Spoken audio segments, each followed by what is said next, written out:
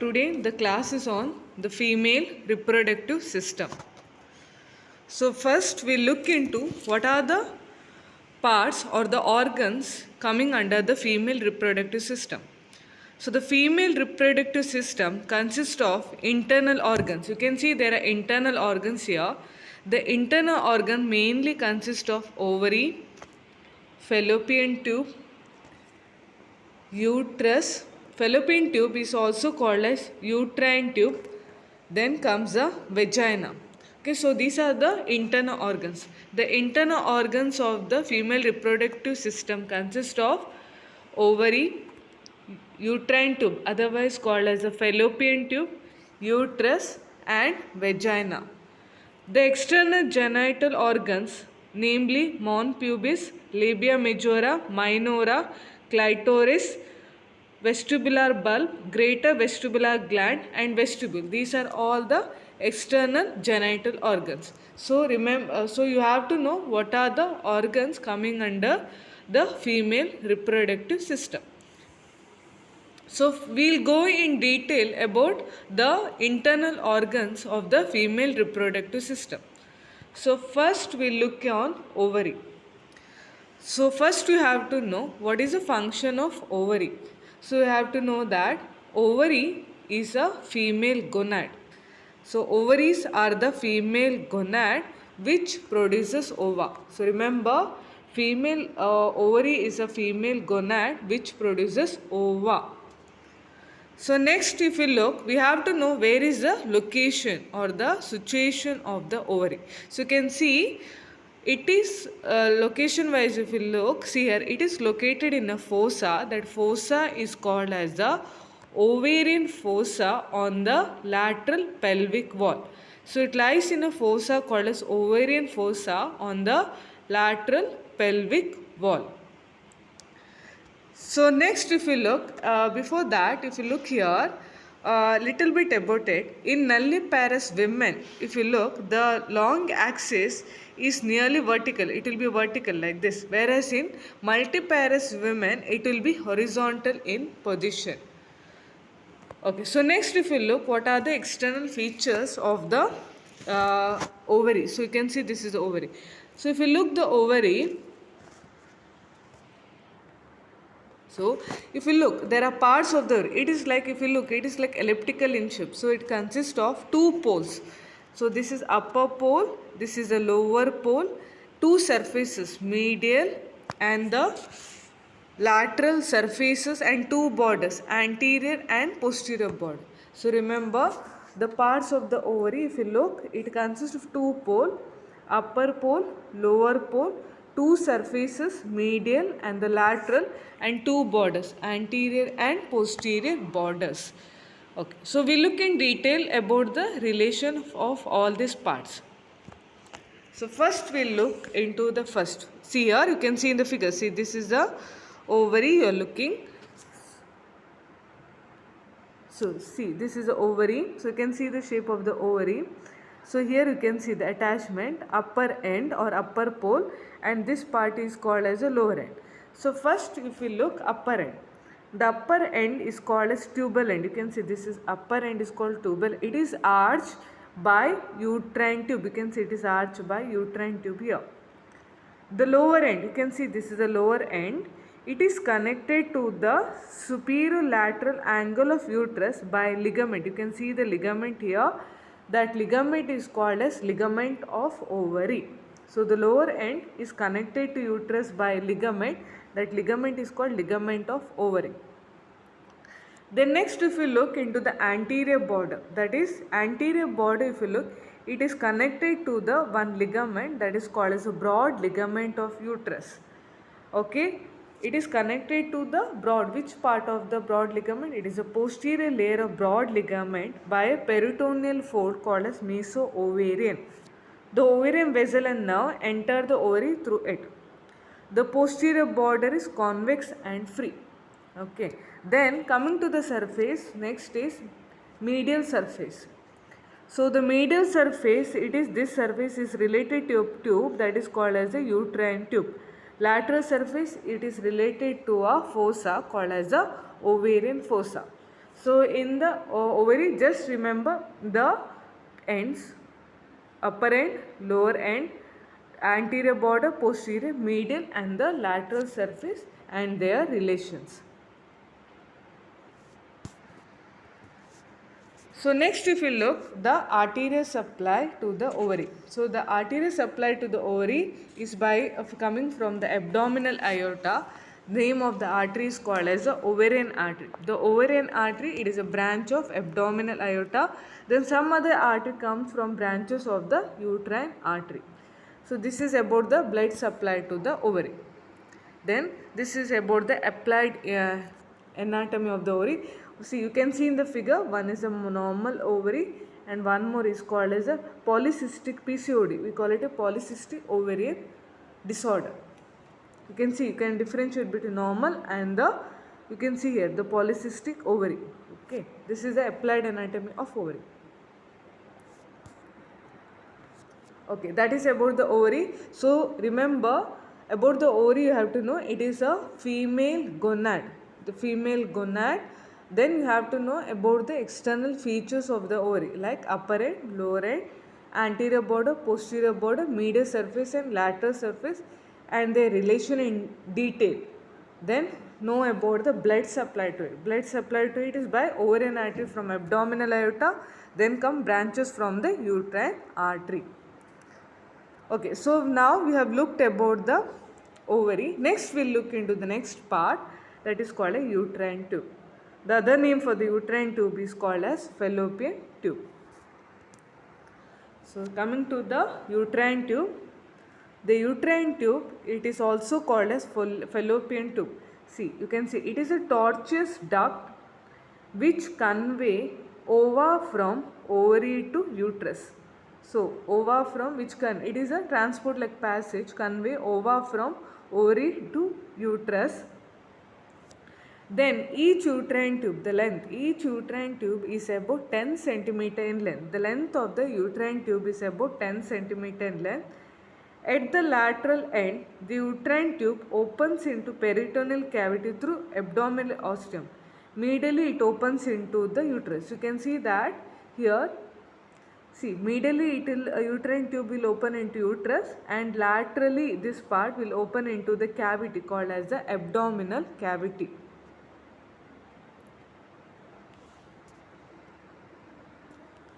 Okay, coming to the next, what are the parts of the fallopian tube?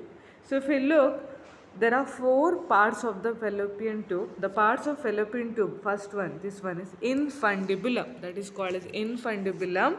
Then the dilated part, it is portion if you see, that is called ampulla. Then the narrowest part you see is isthmus. And the last part is called intramullar part, otherwise called as the uterine part. So there are 4 parts of the fallopian tube. Remember, the parts of fallopian tube are infundibulum, then comes ampulla, then comes isthmus, and the last one is called a uterine, otherwise called a intramullar part. So see here, this is the infundibulum. The first part we look about this part called as infundibulum. Okay, what do you mean by infundibulum? It is a lateral part. It is a lateral part of uterine tube which opens into the pelvic peritoneal cavity. It opens into the cavity called as the abdominal cavity. Infundibulum you can see here, show a many mucosal fold. These folds are called as fimbriae.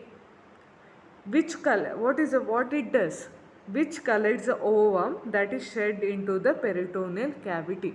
So remember, infundibulum, which consists of numerous mucosal fold called as fimbriae.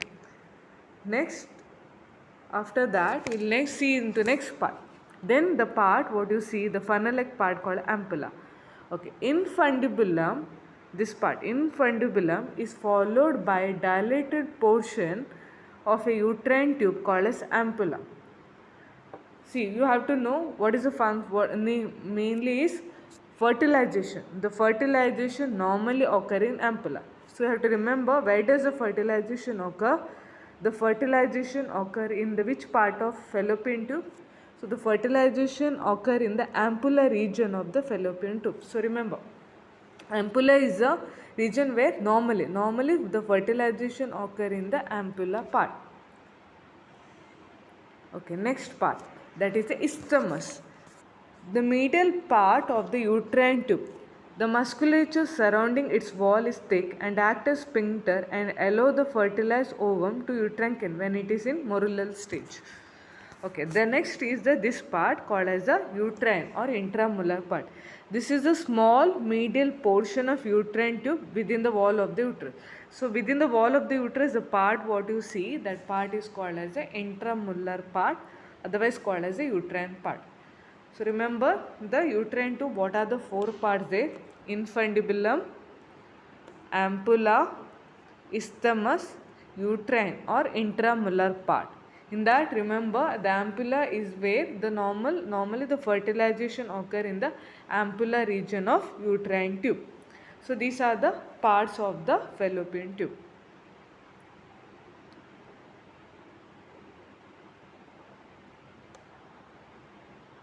See here, parts of the fallopian tube: infundibulum, ampulla, isthmus, intramural or interstitial part. Infundibulum, abdomen ostium surrounded by fimbriae.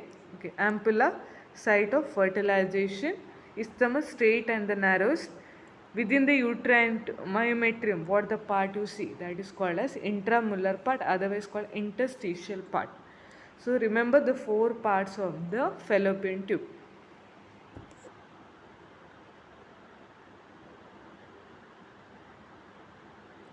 Okay, next, see here, you can see this is where the normal tube, where the ampulla is where the normally the fertilization occur. We'll come to the applied anatomy of uterine tube. First one, what you are seeing here, this is called as a tubectomy. What do you mean by tubectomy? It is one of the method of family planning where a small segment of the tube is excised and cut ends are ligated. You can see they are cut excised and the cut ends are ligated. This is one of the method of the family planning called as the tubectomy. Next is called salpingitis. What do you mean by salpingitis? It is inflammation of the uterine tube. You can see here there is a inflammation in the uterine tube, this region. It is called as salpingitis.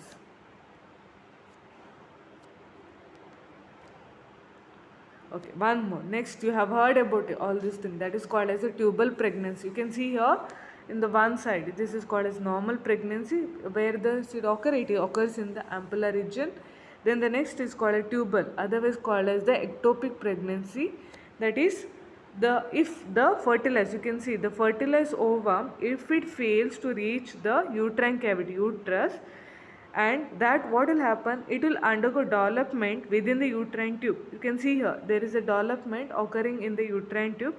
This will, what will happen when the development occurs in the uterine tube, this will cause the rupture of the tube.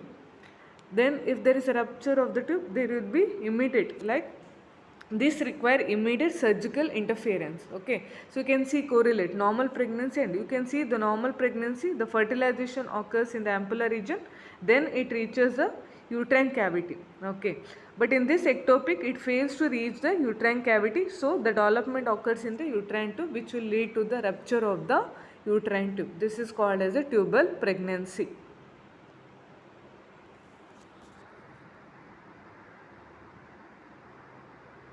Okay, next. So uterine tube, know what is the length and what are the parts of the, what are the four parts of the uterine tube: infundibulum, ampulla, isthmus, uterine and the intramural part. So the four parts of the uterine tube you have to know. Okay, next we are looking into the next topic, that is called as the uterus. What do you mean by uterus? The word uterus will tell you womb. Womb is called as uterus. It is the organ which protects and provide nutrition to the fertilized ovum, enabling it to grow into fully formed fetus. Okay. At the time of childbirth, the contraction muscle in the wall of uterus result in expulsion of fetus from the uterus. So you have to know, it is like the uterus, it is womb where it protects and provide nutrition. It mainly, it is like it provides nutrition to the fertilized ovum, which will help in the development to form a fully formed fetus. Okay, then during parturition time it will help in the contraction of the muscle, which help in the childbirth. Okay, next if we look into the parts of the uterus. So if you look in the figure, you can see the this is the organ you're looking, that is called as the uterus. The shape of the uterus, it is like pear shaped. So uterus is divisible into two parts.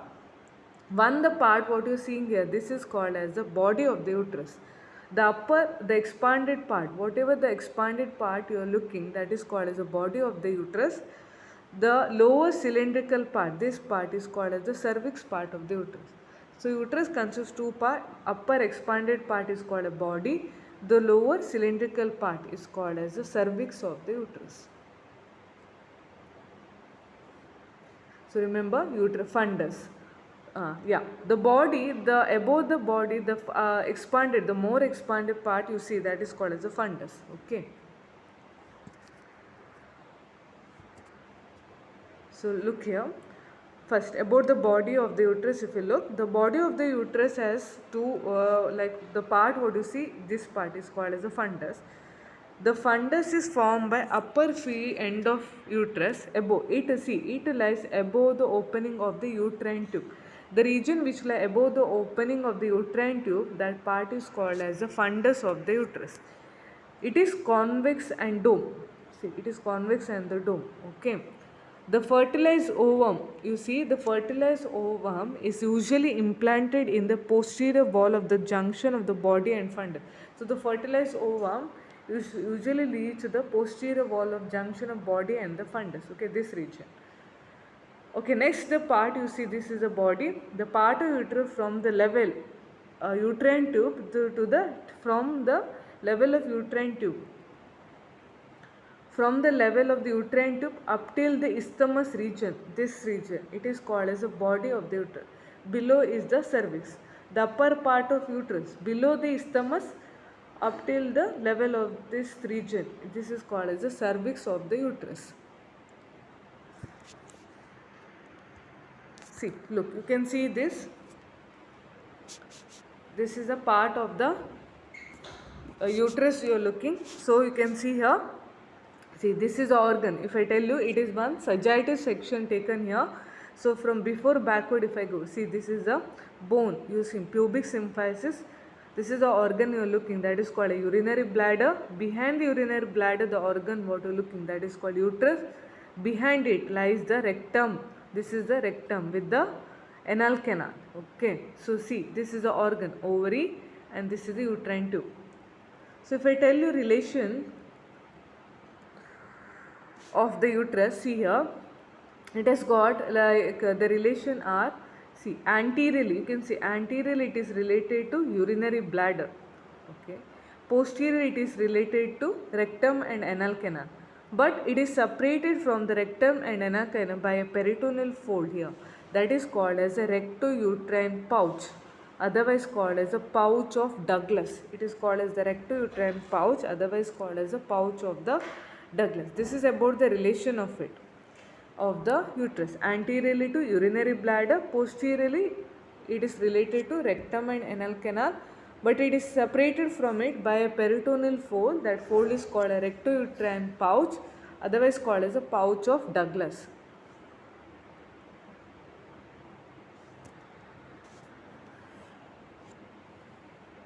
Okay, next thing you have to know about the normal axis of the uterus.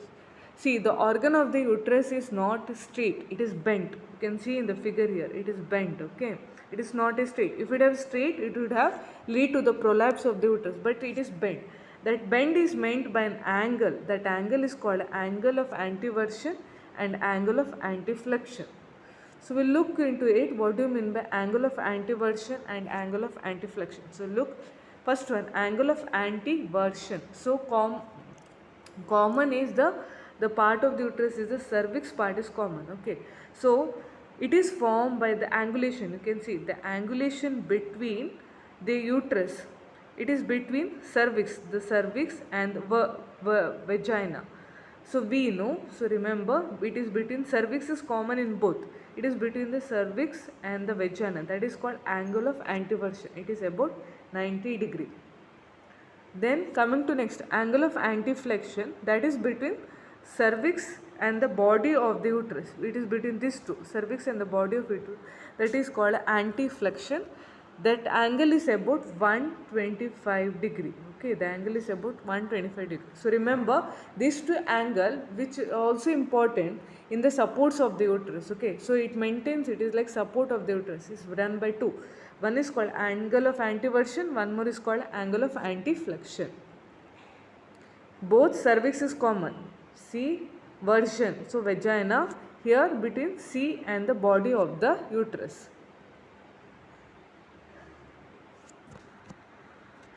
Okay, next you can see here, this is the relation of the uterus. So we have already told, see here, the fundus of the, see this is the uterus from before, pubic bone, urinary bladder, uterus, and this is rectum and anal canal. So see here, anterior it is related to the surface of the urinary bladder, posterior to sigmoid colon, but is separated from it by a pouch called as rectouterine pouch, otherwise called a pouch of Douglas.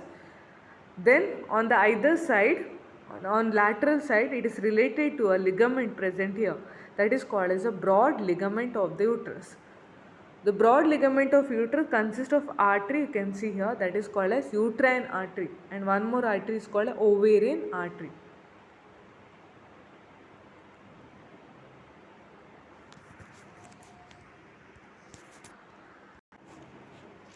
Okay, so see the relation, the body.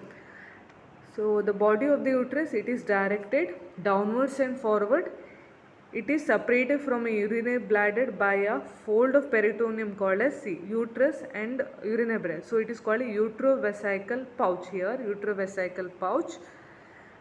Then behind, if you see, it is posterior, it is separated from the rectum and anal canal by rectouterine pouch, otherwise called a pouch of Douglas. Okay, the lateral body, you can see here, I told, that is called a broad ligament of uterus. Then the uterine tube is attached to the open, you can see the uterine tube is attached to the open ends of the uterus. Then in the broad ligament you see the artery called a uterine artery, and one more is called as the ovarian artery. These are the relation of the uterus.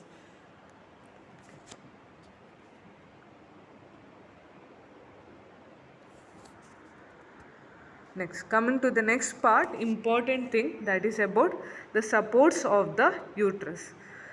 So if you look, uterus, it is a mobile organ, okay, which will undergo, it will be, changes will be undergoing in its size and shape during the reproductive period of life.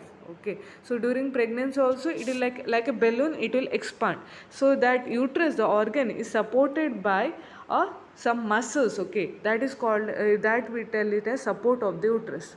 You remember like a swing, like if you cut the swing, how the support will be lost, the same way. Okay, the uterus is supported by some muscles, so that we'll look into detail here. So first you can see the supports of the uterus.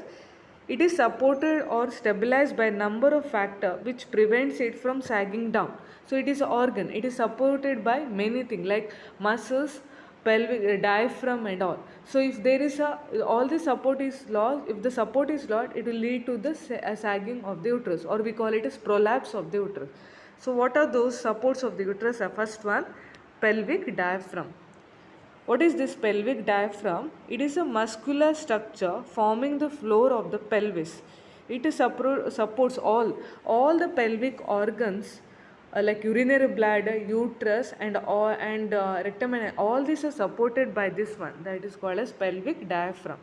Next, perineal body. Okay, it is a fibromuscular node which acts as an anchor and maintains the integrity of the pelvic floor. This perineal body, it receives 10 muscles. Okay, 10 muscles are attached to the perineal body. Next is the external urethral sphincter. What it does, it supports the vagina and thus indirectly supports the uterus. It will support the vagina, in that it will indirectly support the uterus.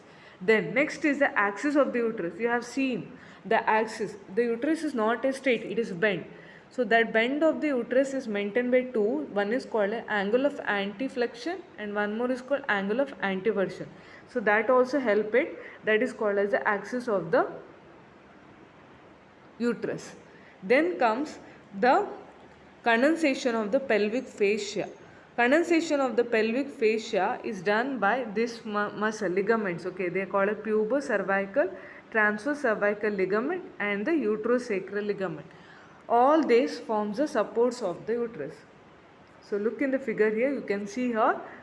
So this is what we have looked here. This is called as the, see here, the uterus, see urinary bladder, and you can see rectum. So all this is supported here, this forming a diaphragm called a pelvic diaphragm. So this on the either side you can see this is called transverse cervical ligament, uterosacral. From uterus to it is attached to a bone called as the sacrum. You can see uterus to sacrum, uterosacral ligament, and you can see in front from pubic bone to the cervix of the uterus called a pubocervical ligament. Okay, then about the axis, you can see anteflexion, anteversion. These are all forming the supports of the uterus.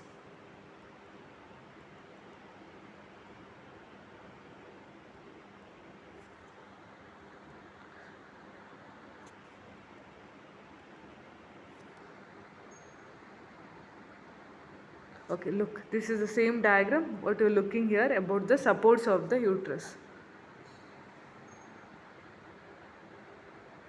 Then coming to the arterial supply to the uterus, arteries supplying the uterus are coming from the abdominal aorta. That abdominal aorta artery which is supplying the ovary will also supply the uterus. That artery is called as the ovarian artery. The ovarian artery is branch arising from abdominal aorta. One more artery is called as the uterine artery which will be arising from the internal iliac artery. So see uterus, so the artery name is uterine artery, and one more is coming from ovary, that is called as the ovarian artery. Yeah, so here you are seeing one of the applied anatomy of it. You can see this is a normal uterus, and one more here you can see the prolapse of the uterus. You can see the prolapse, because if the supports of the muscles are lost, it will lead to the prolapse of the uterus. The uterus descend into the vagina. You can see here descent of the uterus into vagina. Okay, then applied anatomy, one more you look, it is called hysterectomy. What do you mean by hysterectomy? Hysterectomy is removal of the uterus. It is very common operation performed most often to treat tumors or cancer of the. In the cancer of the uterus or tumor, they do hysterectomy. That is the removal of the uterus. Next, cesarean section, otherwise called as C-section, abdominal delivery of the baby by laparotomy and section of the uterus. You can see here, this is the C-section, otherwise called as the cesarean section. One more, in the old age you see, in the old age of the female, they tell, that is late called as, if the muscle support is lost, it will lead to a condition called as a prolapse of the uterus. This is the one, here you are looking on the X-ray called as normal.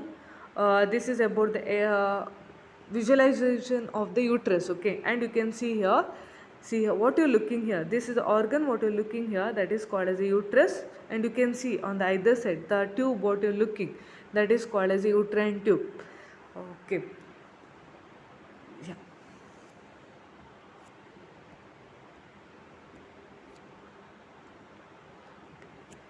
This is about the today's class.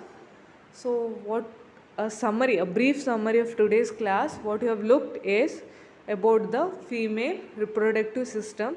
So learn about the organs of the female reproductive system. Mainly I deal about, dealing be about the internal organs. So what are those we have looked is first about the ovary, next about the uterine tube, and the last is about the uterus.